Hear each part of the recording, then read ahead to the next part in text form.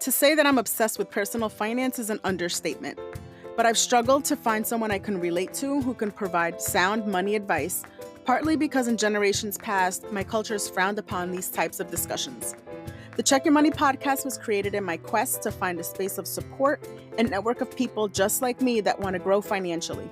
I'm excited to share ways you can improve your current and future financial health, set and meet money goals, and even plan for retirement in this ever-changing economy. I hope that by the end of this episode, you'll say to yourself at least once, I need to check my money today.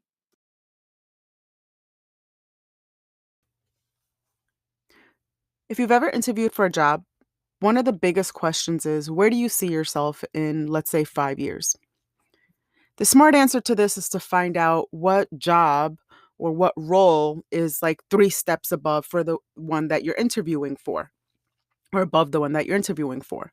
Why? Because it shows that you have long-term plans to work for them.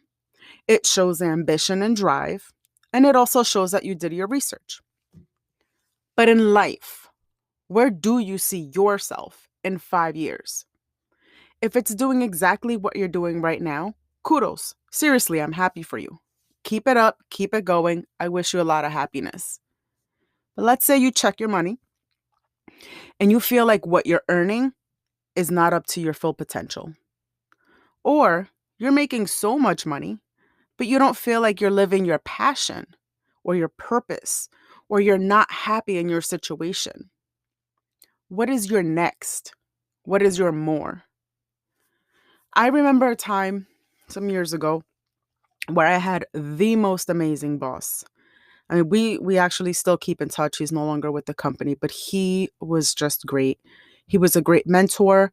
He was a great motivator and a great leader. Just to name a few things that was so amazing about him.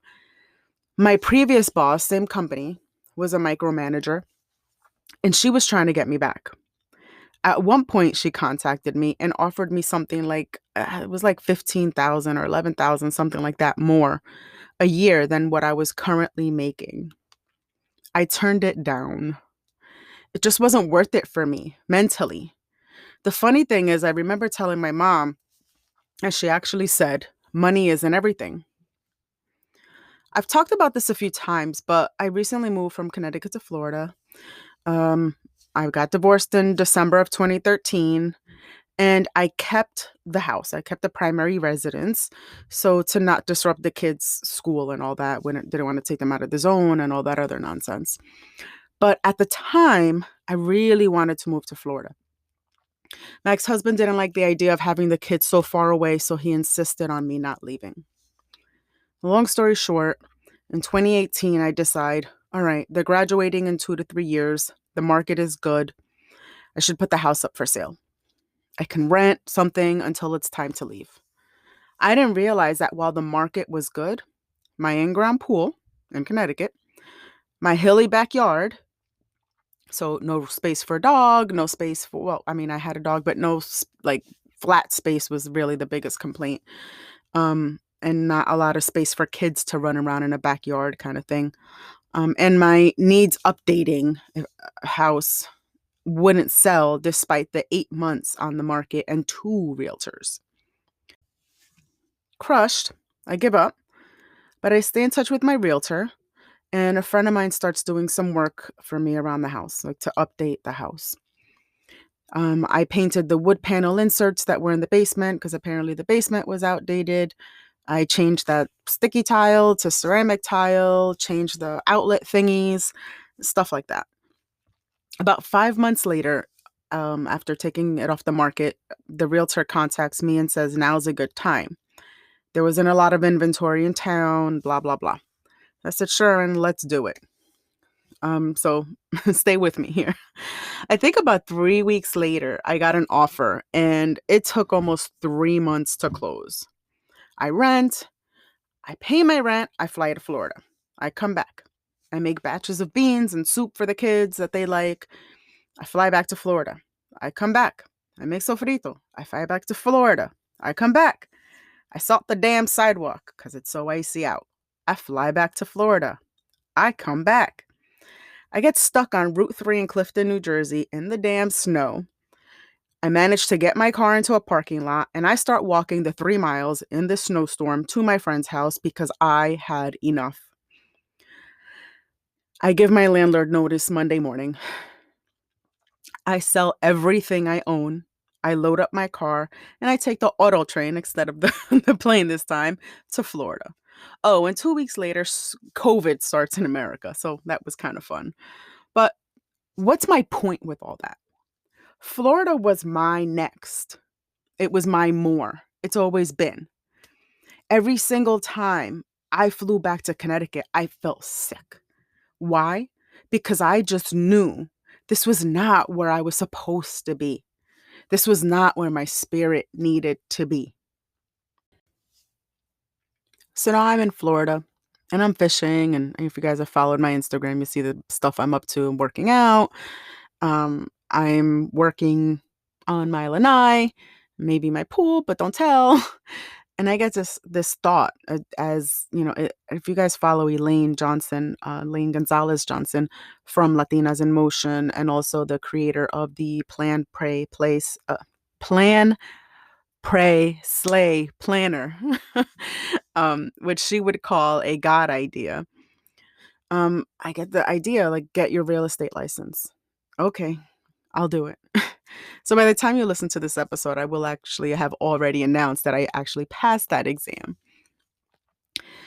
This topic is one that I feel truly passionate about.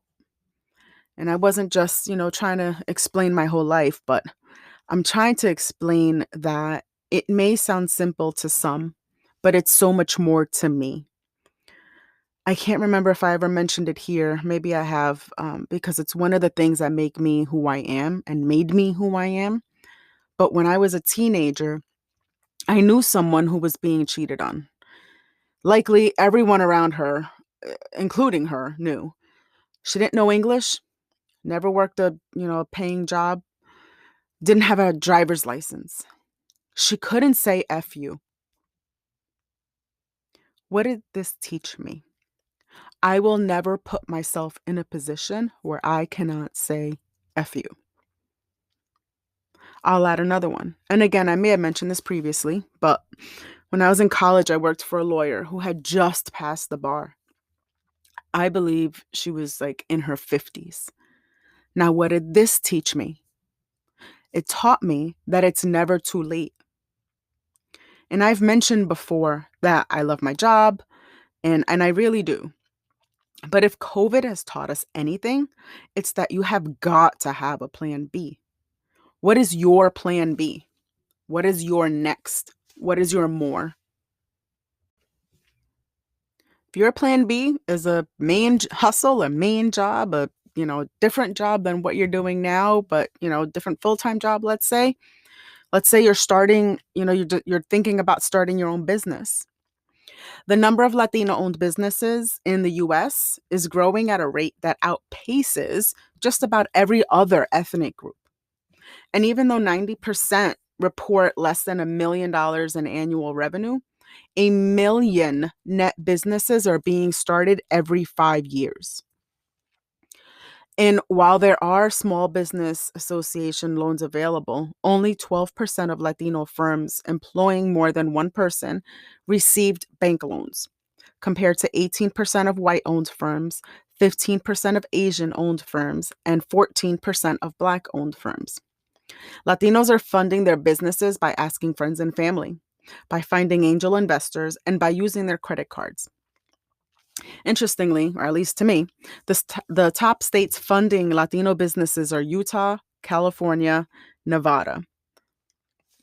The top 5 industries are 35% in construction, 23% in professional and business services, 14% in education and health, 9% in other, and 5% in financial activities. And guess what? Latinas own 44% of Latinx businesses, which, if you could believe it, is a much lower growth rate than for white female, which is at 14%, and Black 20% entrepreneurs. As far as revenue, only about 30% of Latinx firms with $1 million or more in annual revenue are owned by women. But that's okay. Why? Because these numbers show that we're doing it. We're out there. We're trying. And if you're not trying, you're dying inside. Now, what's this idea you've been kicking around? What do you need to do to prepare to get that off the ground? What is holding you back? Is it fear? Is it time? Is it money? Tell that, that fear that you get that says it's not going to work, tell that shit to kick rocks. Right now, it won't. Do you know how I know it's not going to work? Because it lives solely in your mind. Put action to it. Take a day and do some research. List out your steps. Are you looking to go back to school or to get some sort of training or certification? The kids are being homeschooled, so you can't really go out. Take advantage of that because right now there's so much stuff online because of COVID. I actually took the real estate exam online. It was no joke, by the way. The proctor's watching you through the computer. You can't even get up to pee. And if someone enters the room, they shut it down and you have to reschedule. But my point is look into it. Look into what these obstacles that you have in your mind are and figure out how to get past them or understand that maybe they're not really obstacles. I was out having dinner with a friend maybe 2 years or so ago, and she just mentioned not finishing her bachelor's. She had like, I don't know, maybe 8 classes or something like that left. And I said, well, why aren't you finishing? She said, well, I don't know, the baby and this, that, and the other. And I said, well, why don't you just look into it? Like, see what you could do. Even if you just did 1 class a semester, you might be able to finish this pretty soon. Well, as it turns out, she actually didn't have as many classes or credits remaining to finish her degree as she thought. Next thing you know, she registers, she starts taking the classes, and she just finished her degree this past May. It can be done, guys. Even if it's little by little, that one step you're taking is more of a step than not taking one at all. You're not going to move if you don't actually move. Now, what about a side hustle? So you're not looking to leave your main job, but you're inspired to do, something on the side. And whether it's about money or not money, like of course, money matters. I mean, clearly, my podcast is called Check Your Money, but my point is it's not always about money. What if you're inspired, but you don't necessarily have a quote unquote business idea? I follow quite a few people on Instagram who started their side hustles without even considering it as a business at first. People who ultimately ended up leaving their demanding jobs, but they realized afterwards, or maybe even during, that they were working so much that they've neglected all of the things that brought them joy. For some, it might be cooking, or it might be art, or it might be comedy. I mean, I know a lot of us follow Lejuan. I mean, he's funny, and so much more. I follow, is it Cooking con Omi, OMI, and OMG, this woman, teaching people to cook Puerto Rican dishes in such a fun way. She's got salsa playing in the background. She's so happy, so lively, and her meals look amazing. She has the great earrings on all the time and great outfits on all the time. And just watching her is so much fun. And you learn how to cook in the meantime. Cooking is her living her more and showing us what she's doing and trying to inspire us to, make these dishes and maybe make it in a different way than, any of us had really done ever. That's her more.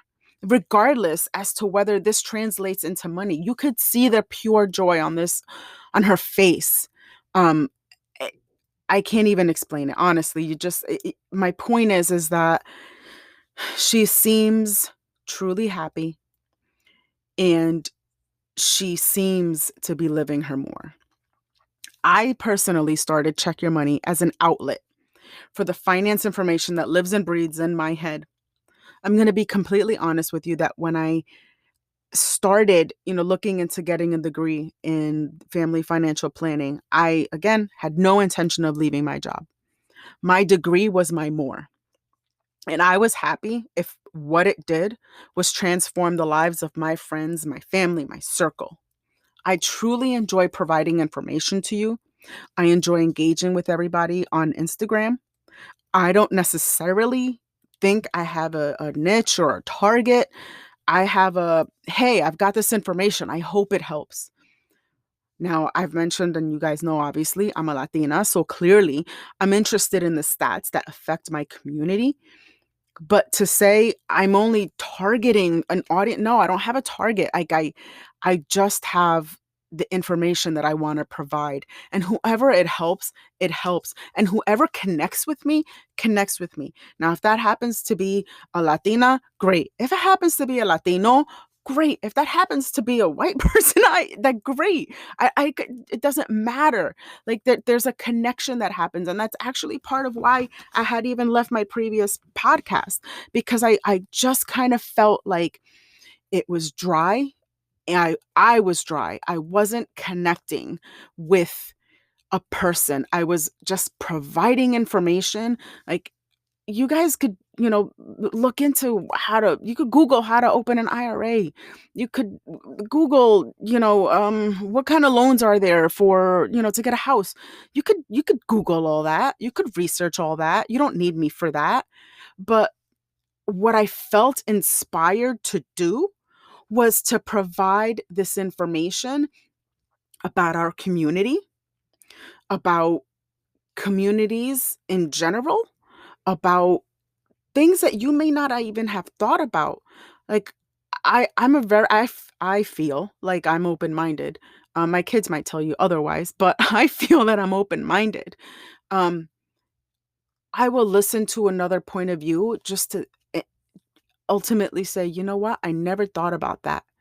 Even when I was going through my divorce, I remember, asking for feedback from women that I knew had gone through what I went through, so that I can understand, what I should be thinking about, what I should focus on, if my feelings were valid, if, the money aspect of it all, what should I be concerned about? What should I try to make sure happens? What should I try to make sure doesn't happen?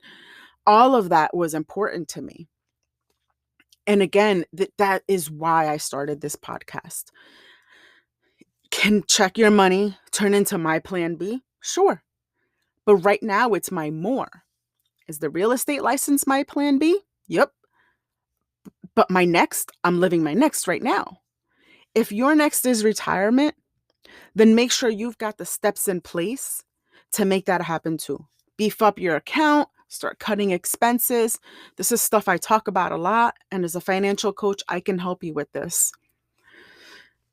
But to help you with your next, that's something you need to sit down and really think about. And you need to decide, am I living, I hate to say my best life, but I don't necessarily think it's my best life. I think it's more, hey, I used to love to paint. I haven't painted in a while. Painting made me happy. That would really be a good outlet for me. Now, I'm making that up because let me just tell you, I hate painting. But the point that I'm trying to make is, whatever that is for you, whatever the outlet is for you to help you live your next, live your more. And I know I've said, both words are, quite a few times at this point, but whatever that is for you, take some time, think about it, meditate on it, figure out what it is, and get past these mental roadblocks that you have that are stopping you from doing that. I know this episode was a little different than previous ones, and I hope you guys got something out of it. I felt that it was an important topic to cover. Honestly, it was gnawing at me. Screw the excuses, guys. It can be done. And, what does this have to do with money? Well, let me ask you this. You've got your finances in check. You're earning a decent salary. You're maxing out your IRA, maybe even your 401k. You're investing outside of that. You've got your credit utilization to under 30%. Bravo. You might even be debt free, but you have that empty feeling inside, or you get that headache every time you walk into that building for the job you work at. Sis, bro, that's your more knocking. That headache will go away once you open the door for it. Check your money. I recently received an email from American Express, and I was super excited about it. I did a little research into it, and I'm gonna, so here's some quotes. In 2018, they announced a $500,000 commitment to Strive for College and You Strive Inc., and plans to engage hundreds of American Express professionals as mentors to underserved youth Strive for College serves. What's that? Well, Strive for College is a national nonprofit that provides students with mentoring through the college admissions and financial aid application process through the You Strive virtual mentoring platform. College education is one of the most effective ways to open the door of economic opportunity, but access to college advising can be difficult to find, particularly in under-resourced schools. Each year, hundreds of thousands of hardworking young people who should go on to college fail to even apply. The UStrive technology platform makes it easy for students to connect with mentors and receive one-on-one guidance and support anywhere, anytime through communications tools such as video chat and messaging. So, Strive for College connects aspiring college students with free one-on-one online mentoring through the entire college admissions and financial aid process. It's personalized mentoring, it's quality, one-on-one mentoring, and that's the core of the Strive method, end quote.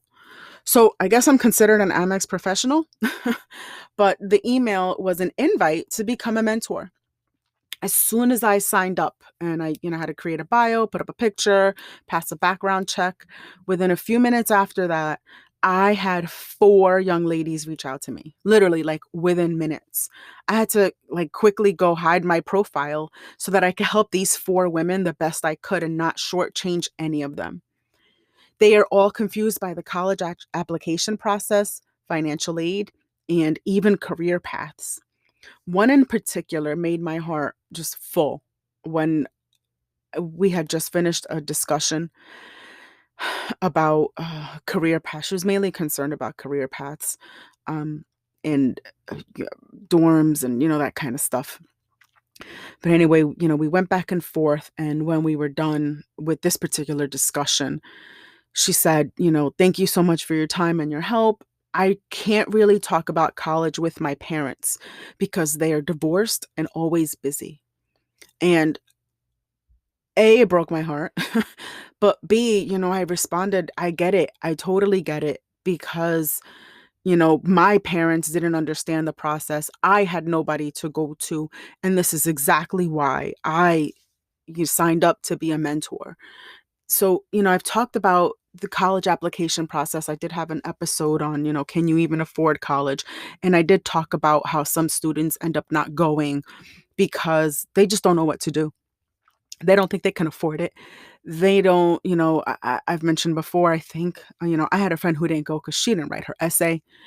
Um, this mentoring is so important. There's so many kids out there that really are hungry for this information. They're hungry for guidance, and they need your guys' help. They need somebody to help them, to support them, to guide them. If you're a first generation college student, think about how hard it was to apply, to figure out the essay, to figure out financial aid, to figure out choosing a major. These kids need our help. This could be your more, which could help them choose their next. Now, I did send them a message and I'm waiting for a response. I am not sure if anybody could just be a mentor for this particular program. I looked into it a little bit and there doesn't seem to be like a link. to be able to just, let's just say, quote unquote, off the street, come in and be a mentor for the Strive for College one, or You Strive. But I did do a little bit of research, and I typed in, college student mentoring, and there's, quite a few things that came up. There was one called studentmentor.org. That was a national nonprofit as well, that you can try to connect with, or contact a local high school or even a college and see if they have a mentoring program that you can join. Again, you guys can make a huge difference in somebody's entire life.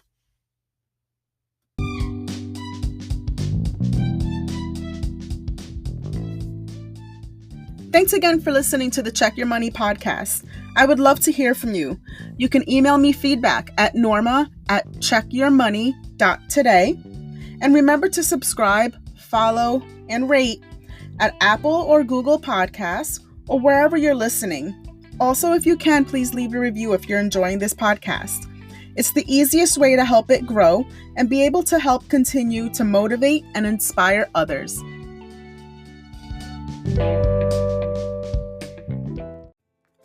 The information provided in the Check Your Money podcast, associated social media accounts, and website is intended solely for the personal, non-commercial use of the user, who accepts full responsibility of its use. While we have taken every precaution to ensure that the content of the aforementioned is both current and accurate, errors can occur. We accept no responsibility or liability for any errors or omissions in the content. The information provided by Check Your Money and its affiliated entities is general in nature, provided for educational purposes only, and should not be considered to be legal, tax, accounting, or investing advice. In all cases, you should consult with professional advisors familiar with your personal factual situation for advice concerning specific matters before making any decisions.